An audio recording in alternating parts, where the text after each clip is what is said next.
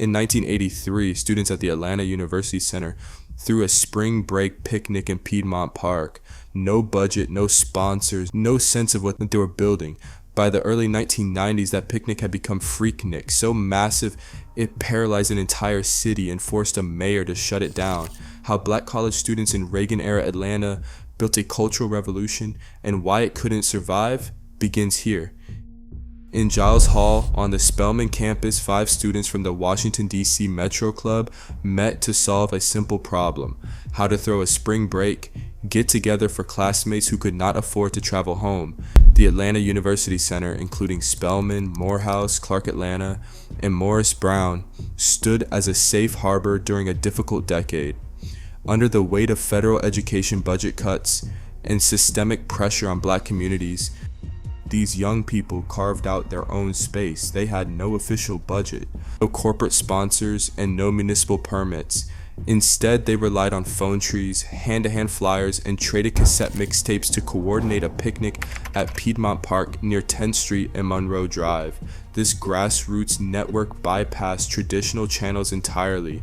What started as a modest gathering of a few hundred students quickly became an annual pilgrimage. And then, within a few short years, the Quiet Spring picnic grew into a gathering of tens of thousands, stretching far past Atlanta to capture the attention of HBCU students nationwide. By the early 1990s, late April in Atlanta brought a distinct heavy heat, carrying the scent of sweet water and fresh asphalt. The city hummed with a sudden electric energy. The quiet campus picnic had vanished, replaced by an expansive social world centered in northwest Atlanta. Cascade Road and Campbellton Road transformed into slow-moving rivers of chrome and color, while the parking lot at Greenbrier Mall became an open-air theater. Music defined the air itself. Heavy bass, southern bounce, R&B, and hip-hop spilled from rolled-down windows and open trunks, vibrating through apartment walls and rattling storefronts along the avenues. Every vehicle functioned as a stage. Every block was a reunion. License plates from across the country clogged the exits of the downtown connector. Students poured in from Howard, Hampton, Florida A and M, and Tennessee State, carrying the distinct pride of their respective campuses into a single shared destination. On the pavement, early 1990s fashion was on full display: bright colors, oversized denim, and clean lines. Under the warm Georgia sun, thousands of young people walked, laughed, and danced between gridlocked lanes. For 72 hours, the stress of academic pressure and a rigid outside world dissolved. They were young, self-determined, and completely free, claiming a major American metropolis as their own temporary capital. The true engine of this urban reclamation was the custom automobile. During the peak years of Freaknik, the asphalt of Atlanta transformed into a slow-rolling gallery of southern styling. The defining fleet of this era was the Bubble Chevy, specifically the rounded 1991 to 1996 Chevrolet Caprice and Impala SS. These late-model cruisers rolled door-to-door with angular box Chevys, Monte Carlos, Buick Regals, and Fleetwood Cadillacs. For the participants, these cars served as a visual language. A strict hierarchy separated the entry-level builds from the undisputed kings of the blacktop. The parking lots of Greenbrier Mall and the West End became informal judging arenas where rival crews parked grill to grill, testing the limits of their alternators and batteries to see whose bass hit the hardest for real. The foundation of any elite build began where the rubber met the road. Vogue tires, known for their distinct cream and gold white walls, these tires functioned as a premier southern status symbol, representing a cultural inheritance passed down through generations. Above the tires sat layers of translucent candy paint, formulated to catch the afternoon sun and glow under the streetlights of Cascade Road. A flawless paint job required a matching sound system. Owners sacrificed their entire trunk capacity to construct custom fiberglass enclosures housing 15-inch and 18-inch subwoofers. Powered by heavy amplifiers, these systems produced a low-end frequency felt in the chest long before the vehicle came into view. The performance was deliberate.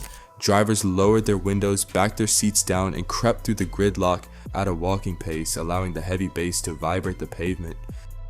Long before Houston slabs, Miami donks, or the modern Atlanta trap car aesthetic hardened into their own distinct regional identities, Freaknik was the open-air testing ground where Southern car culture proved itself to the world.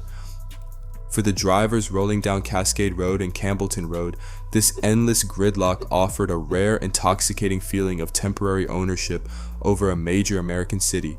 Freaknik served as a safe harbor of pride and belonging, generating lifelong marriages, lasting friendships, and a major economic lift for local black-owned businesses and roadside vendors who lined the streets with food and apparel.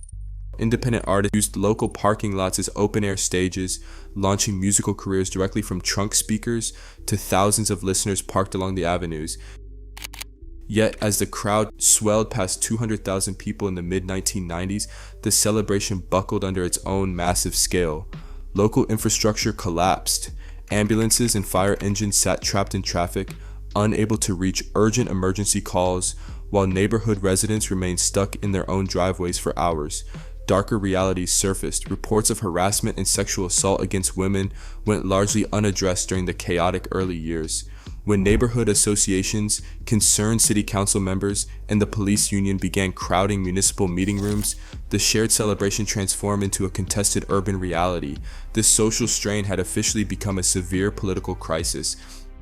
Mayor Bill Campbell's administration met the mounting crisis with a strategy of absolute containment. The city turned the Atlanta Police Department's Special Events Division into an enforcement machine, deploying heavy blockades and checkpoints across the city. Officers systematically closed arterial roads, barricading Peachtree Street, Cascade Road, and Campbellton Road to choke the flow of customized cruisers. By 1999, the administration delivered the final blow, denying all permits for large-scale street assemblies and enforcing strict traffic grid lockdowns that ended Freaknik in its original street party form. The sudden silence sparked immediate grief and anger. Local op-eds lamented the death of a self-determined black cultural space, while neighborhood vendors watched their weekend economies collapse. The streets were cleared, but the forced shutdown left a deep scar on Atlanta's memory. The barricades cleared the asphalt, but they could not silence the subwoofers. By the early 2000s, the energy of the streets migrated into organized arenas like the NOPI Nationals, trading unregulated roadblocks for structured competition. The builds evolved, pushing the limits of Southern automotive styling. Box Chevys and Cadillacs gave way to the next wave donk era, riding high on massive wheels wrapped in wilder candy paint graphics and carrying even deeper trunk-rattling bass. Decades later, this lineage lives on at Rick Ross's annual Cars show, drawing thousands of custom rides to his estate outside Fayetteville, spanning 235 acres. It stands as modern proof of Freaknik's enduring DNA. The city successfully reclaimed its streets, but the community's cultural claim remained intact, proving that a movement born on the blacktop never truly disappears. Freaknik's gridlock is long gone, but its spirit remains welded to the asphalt. Every candy-painted Chevy rolling down Peachtree today is a living testament to that brief, beautiful moment black youth claimed a city. The streets were cleared, but the culture won. Share your memories in the comments.